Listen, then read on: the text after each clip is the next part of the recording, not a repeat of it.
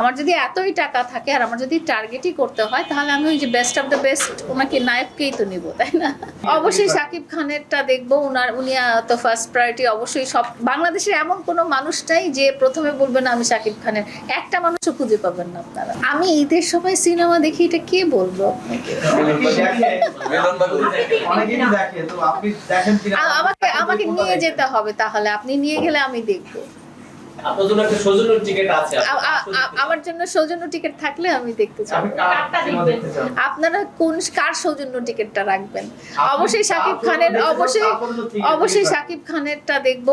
উনি তো first priority. অবশ্যই সব বাংলাদেশের এমন কোনো মানুষ নাই যে প্রথমে বলবেন আমি শাকিব খানের, একটা মানুষও খুঁজে পাবেন না আপনারা। সবাই বলবে আমরা শাকিব খানের মুভিটা আগে দেখবো, তাকে পছন্দ করুক না করুক যাই হোক।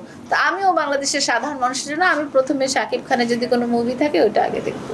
আচ্ছা, এর আগে একটা কথা বলছিলেন আপনি, যদি টাকা দিয়ে বেছে নিতে হয় সাকিব খানকে বেছে নিবেন একটা প্রসঙ্গে, এখানেও সাকিব খানকে বেছে নিলেন, কারণ কি সাকিব খানকে আপনার জীবনে জড়িয়ে গেল কিনা?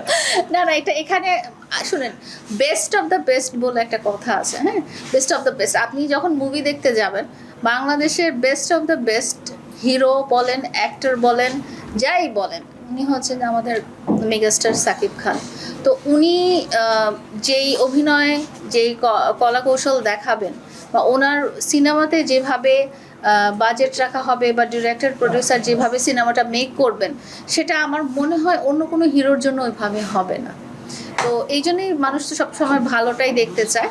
আর আপনার প্রথম কথাটা বলে, আপনি যখন বলছে বেছে নিতে হলে শাকিব খানকে বেছে নিব, এটা একটা কথা প্রসঙ্গে আসছিল। বলছিল যে তুমি টাকা দিয়ে টার্গেট করে একজন টিকটকারকে নিয়েছো। তো আমার কথা ছিল টাকা দিয়ে টার্গেট করলে আমি টিকটকার কেন নিব?